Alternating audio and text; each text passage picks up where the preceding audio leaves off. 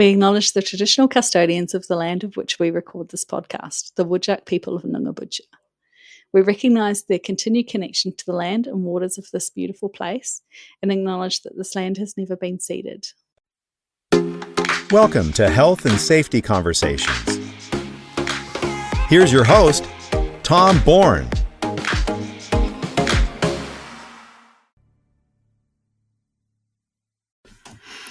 And joining us today is the marvellous Sarah Thomas. Sarah is a health and safety specialist, professional member of NZInstitute of Safety Management, and a Australian and New Zealand Coaching Alliance accredited trainer. Sarah is an experienced health and safety professional with over 2 decades of experience.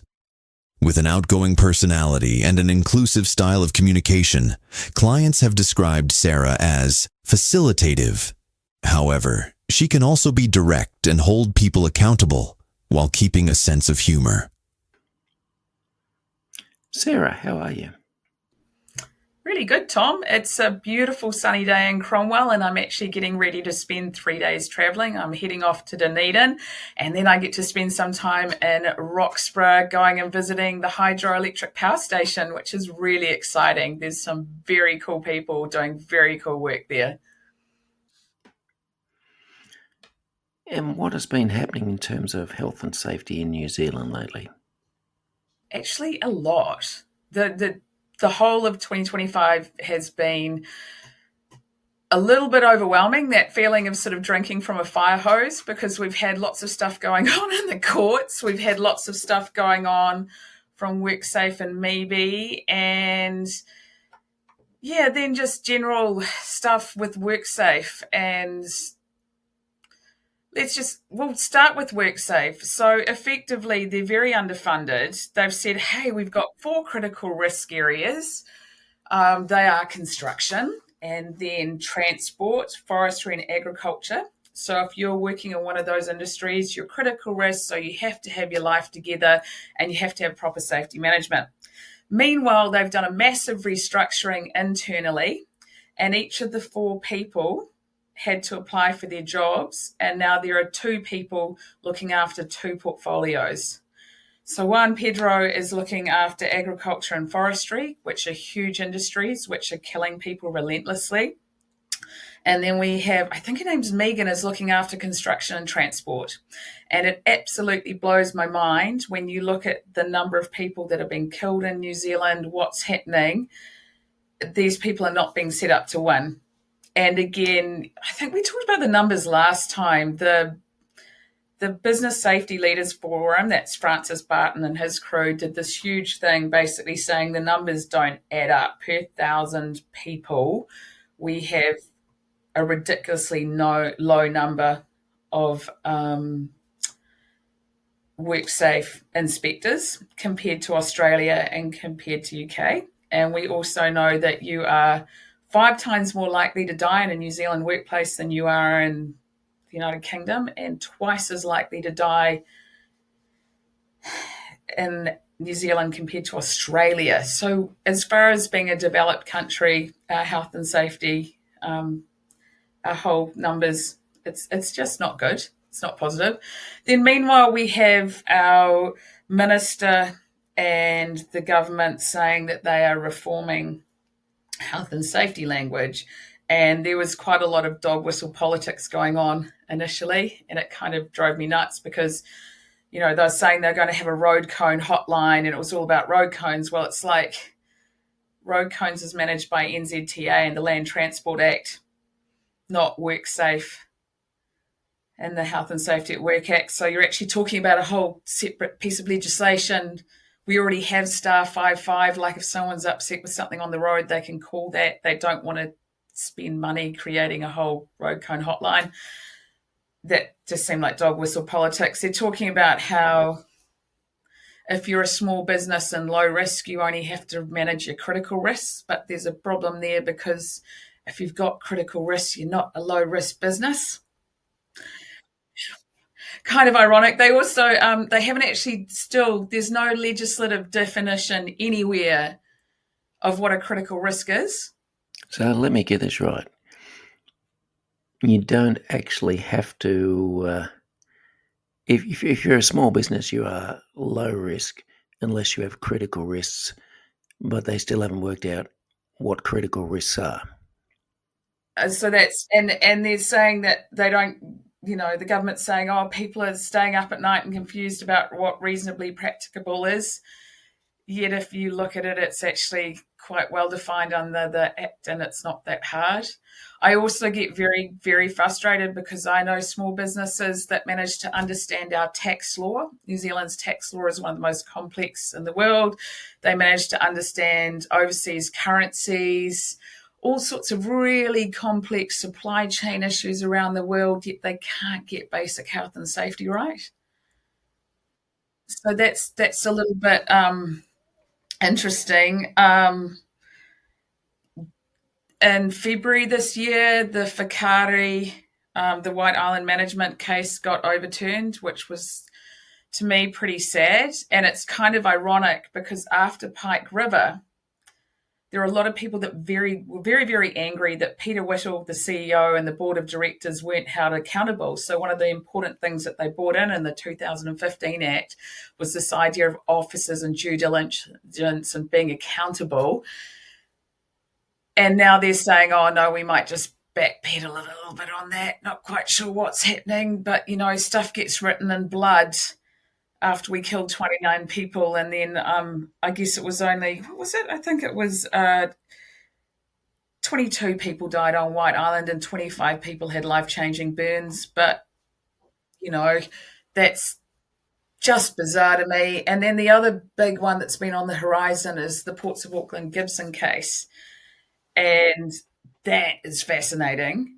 I definitely have an operational view on that, but we're yet to see if there's going to be an appeal. Most interesting thing for the Ports of Auckland case was it was actually prosecuted by Maritime New Zealand, not WorkSafe. And it's just interesting because I think they have a depth and a bench strength and experience in maritime where they came out hard, they fought hard, and Mr. Gibson's very expensive lawyers just didn't stand up to it. Having one person look after two portfolios, well, I guess at least it saves the government some money. But you'd kind of hope that if you're looking after two portfolios, you would at least be getting some good advice. To me, and again, I want to make it very clear that I have a huge amount of respect for the people that are in WorkSafe that are trying to do the job, and it's not something I'd ever want to do.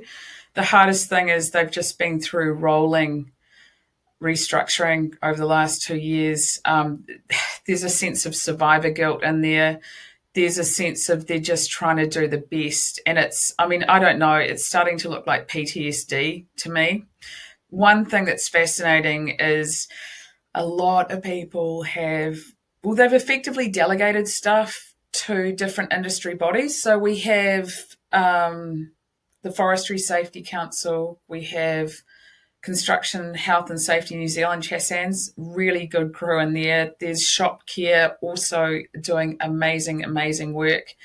Shop Care New Zealand, Selena Armstrong used to be she used to be the CEO of NZISM. She's now at Shop Care. They've done some incredible things like created free de-escalation training for retail people. Have you had a look at that stuff? It's really, really good training, and it's free. And I've even been getting some of my people in like construction and transport to have a look at it because, since COVID, the escalation of violence towards retail and hospitality workers is disgusting. The other thing that's really hideous is the abuse of road workers and things like, I almost feel like this whole joke about road cones has almost given people permission to drive 100 Ks through a 30 K zone and to abuse people that are on a stop and go sign. And again, I don't think it reflects very well on us as a country when you hear and see things like that happening. But yeah, so anyway, we've got these massive, very cool groups of people that are doing fantastic work. that you would actually think that WorkSafe would be doing. However, these groups are basically funded by ACC, and every 4 years have to go through funding rounds again. And they have all been told that the next funding round, they're going to have to justify what they've done to get the lolly scramble. And so again, we've got a very under-resourced, stress-tested regulator. We've then got people that are doing incredibly good work, but they don't know if they're going to have a job in next funding round. And it's all just feeling like a house of cards. And it is, I'll tell you what, it's really hard. Like, I was on a $9 million building site, and I'm listening to a supervisor telling me that, oh, well, small businesses aren't going to have to do this health and safety stuff. It's all over the top. And I'm like, you've got a massive crane here. You're going to have incredibly complex scaffolding. You better believe you still have to do the safety stuff, and you better get the basics right. And meanwhile, court cases, the fines are getting bigger and bigger and bigger. And people still forget that nothing's written in ink yet. So they're talking about these proposed changes, yet we still have no idea what they're going to look like yet, because of the things that have been put out in the general public. People are already like, oh, well, it's not such a big problem, never mind. In regards to the proposed changes to the work health and safety laws in New Zealand, was that more of a thought bubble, or has there been something substantive to come out of that? Do we even know what's happening yet? They got rid of their entire organisational hygiene and their human factors teams. So all of that intellectual property just walked out the door. There's a few of them that I know that have started up their own consulting firms, which is fantastic. But again, I feel like a lot of this is aimed at Tier 1 New Zealand companies, right? But the thing is, Tier 1 New Zealand companies have their own in-house safety managers and teams and HR teams. Where I'm working, I mean, my portfolio tends to be people with, say, 12 to 30 employees. They're not big enough to justify having a health and safety advisor. They may have an office manager that does some HR stuff, but they get me in to make sure that they're getting the basic right, that safety's got a pulse. And, we joke about hunting gorillas and looking for sticky stuff, that sort of thing. But they have no clue what human factors and occupational hygiene is. And that's the other thing, our health stats, because we don't have very good health reporting, we don't really know how many people are dying from asbestosis or silicosis. The interesting thing is there's been such a huge push for silicosis awareness in Australia. The interesting thing is you have the stats behind it demonstrating why. In regards to silicosis, it's been very interesting in Australia. I think the main push originally started from some union-based research at the University of Curtin by Dr. Renee Carey about the prevalence of workers who might be suffering from silicosis in our lifetime. And then the trade unions have picked up the cudgel, shall we say, and moved forward with it.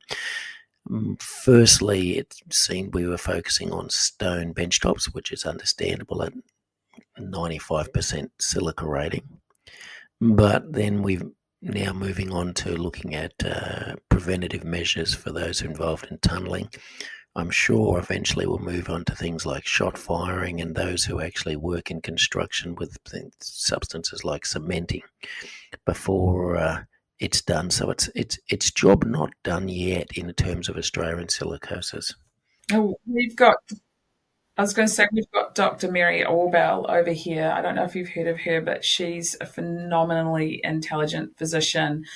She speaks human though, and she's speaking to our quarrying people and to our mining people, and she works closely with NZISM. Been very, very impressed with our New Zealand Institute of Safety Management. They have really been putting comments on policy together and really trying to get a coherent voice for our profession, which is amazing. And as I've already talked about, the interesting thing is the New Zealand safety leaders, CEO people, literally did these beautiful reports explaining how our legislation's actually fine. We just need to make sure that we have the codes of practice, regulations, and information behind it. Detailed all of the stats that I've already talked about, and yet it's just ignored. It's really interesting because I've got to interview two, I'd call them my safety heroes, sort of when I grow up, I want to be them. I've interviewed these two women in the last couple of months, and both of them are just it feels like the stitches are being unpicked. And it's one of those things where, it is that tipping point, and that will lead us down a path until we have something even bigger happen. And then there'll be a big knee-jerk reaction. But I don't know. It's interesting because I've been doing this for so many years now. Like, you can go all the way back to, Aberfan. And, the irony of it is that Mr. Robins was pretty much one of the key figures that let that happen. And then he's suddenly writing the Robins report. Robins report says that we have fragmented safety. We haven't resourced it rightly. We need to have goal setting. Then you can go through to Piper Alpha 20 years later. Oh, yeah, it's fragmented. We haven't got good systems, and we need to have better goal setting and communication. Yep, good.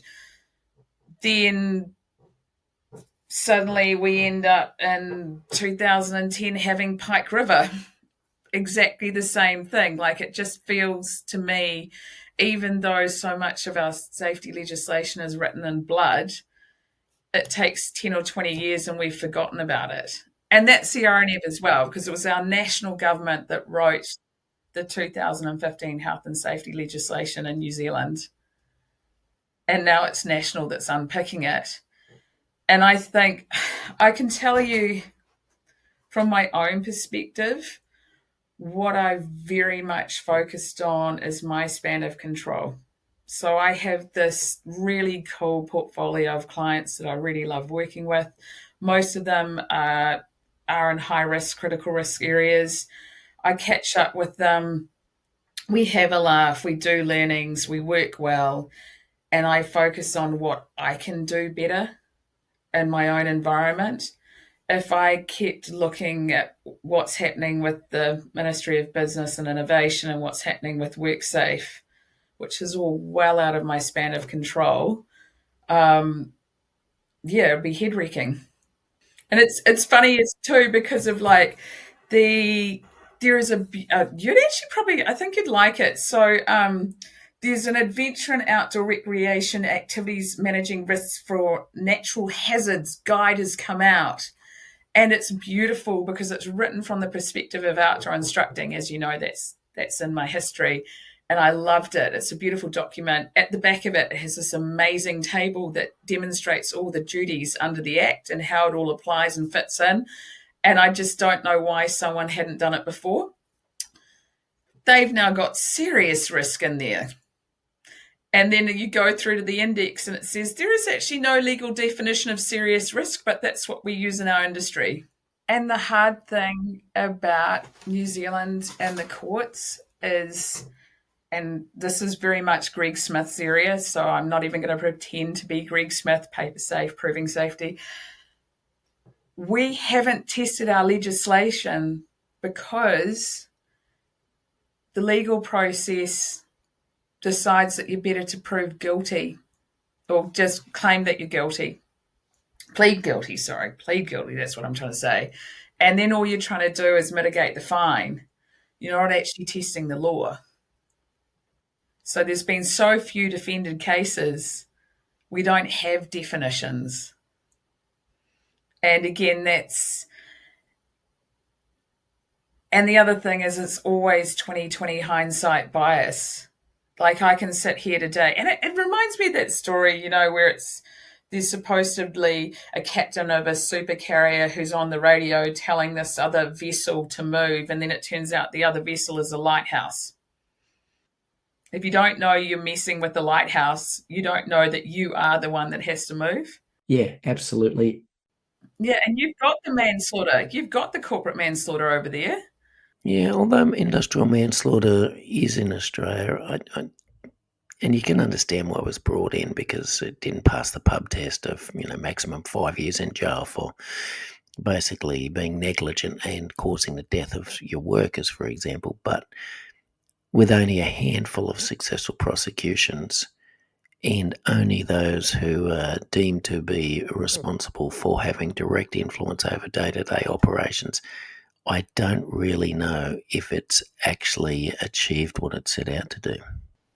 Well, and this is fascinating, because if WorkSafe had prosecuted the ports of Auckland, I believe they would have taken the directors, the CEO, and the senior management, whereas Maritime focused purely on the CEO. And from an operational perspective, when I've been talking it through with my clients, they're sort of like, well, what does this mean? And I said, to me, it means verification. The reality is that they'd had a series of fatalities, they'd had big KPMG reports, they'd been told what they needed to do, and they did some very, very good work with the day shift. In fact, they even won awards. Now, the interesting thing is, when I was back working for Rail, I worked on the L71 shunt project and spent quite a lot of time down at the port, because ships were being late because the freight wasn't getting from Westfield Shunt Yard to Auckland Port. I can tell you that, so this is probably back in 2003, the Auckland Port at night was like the Wild West. It was like a completely different world. And this, to me, is where this has fallen over, because they didn't verify that what they were doing on the day shift was actually happening on the night shift. And it's also, with the corporate manslaughter thing as well, I use the analogy when I'm talking to clients. They literally need to think that when they are doing their quarterly board reports, they need to be in fifth gear. They know exactly where they're going. They're going 100k down the roads, and they're doing the strategic stuff. Then when they're being the manager, they're in fourth gear. And they're slowing down, they're working with a team, but sometimes they're on the tools and it's in third gear, and they need to think about the speed and the distance that they're looking at. And again, that's just something that the small business operators don't seem to understand. It's just not sunk in or got there. Is it lack of understanding, lack of time, lack of resources, because they are already doing 60 hours plus a week or something else? I think it's lack of wanting to understand. I think if you talk to a small business owner that's had a fatality or a serious harm injury, they will call in all their lawyers, all their insurance company, all the health and safety people, and they will be very, very, very focused on it. The thing is, it comes down to out of sight, out of mind. I'm just trying to keep things going. I just need to get people paid. And it's not really there's a couple of things that I think about, like two critical things in my life. One was having my child. One was having my dad die very suddenly. Particularly after my dad died, because I'd done HR as well as health and safety, I was like, that's interesting. I'm surprised more people didn't smack me one, because I'd be talking to someone that had lost their life partner or lost their parent, and I was saying all the things that I'd been taught to say as a good HR manager, yet I really had no idea what was going on. And it's not until that I actually have been through it that it's really recalibrated me and made me realize that every day is different. There's no norms. Everyone does their own version. And I think the other thing is there's no incentives for small businesses to get it right. We used to have this WorkSafe. It was ACC WSMP, so it was Workplace Safety Management Plan. And what would happen is if you got good marks in that, you'd get a reduction in your ACC levies. So that's accident compensation, worker gets injured, or, the company has to pay, and based on what category your business is the amount that you have to pay to ACC. Completely unique thing in the world. It's just what we do. So there's no incentive there. The other thing is we don't have the WorkSafe resources to actually be out there actively going and talking and investigating and looking at these different areas. So perhaps if there was an incentive via insurance to get things right, be great. The other thing is if we had a stronger presence on the ground of people that were actually out there trying to educate and work with businesses might be useful. I think it's also interesting too. So they have Safe Plus, which is another auditing sort of thing that you can pay to do. But the reality is that you just effectively get a sticker to say that you did Safe Plus and you met some level, but it doesn't mean anything. It's not like doing an ISO standard, saying if you've got 9001 or the environment or 45001, like that means something internationally. We don't have meaningful things like that give you financial benefit. And there's a horrible, I have heard that you guys have the same arguments with pre-quals. Like we have various companies in New Zealand that offer pre-quals and you'll get assessed and you'll get site safe gold. Well, because I'm a bit bloody minded, I've followed a lot of the fatalities, and a lot of the businesses that have had fatalities over the last few years have all been site safe gold. Okay, changing topic now. Are you aware of the State of the Thriving Nation report for 2024 for New Zealand? I would say it definitely came out.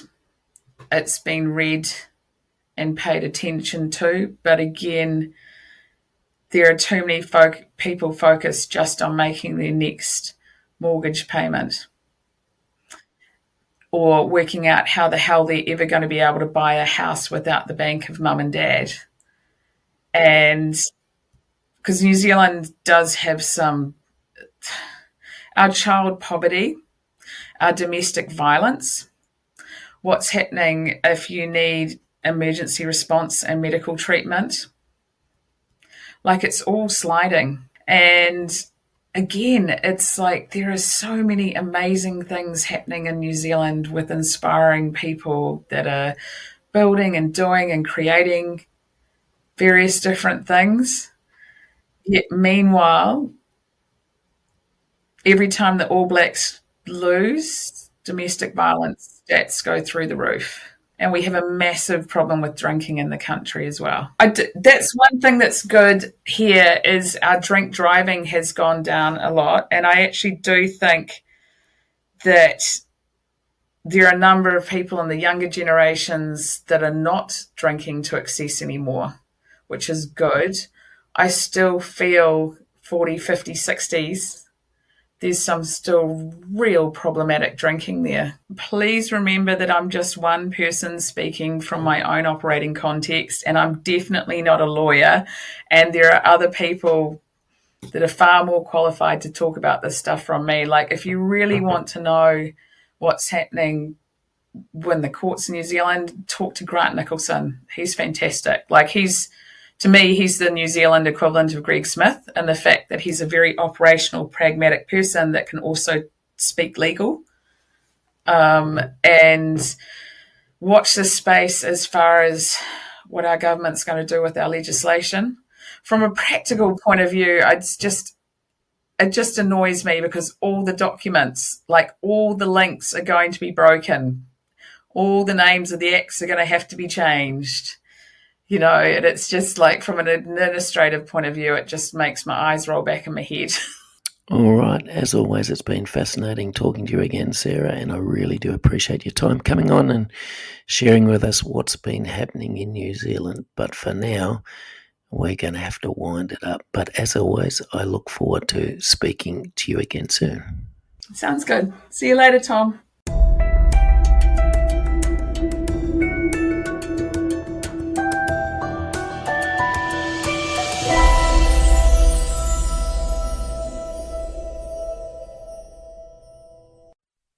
Thanks for listening to Health and Safety Conversations with Tom Bourne. Until next time, stay safe and enjoy the rest of your week.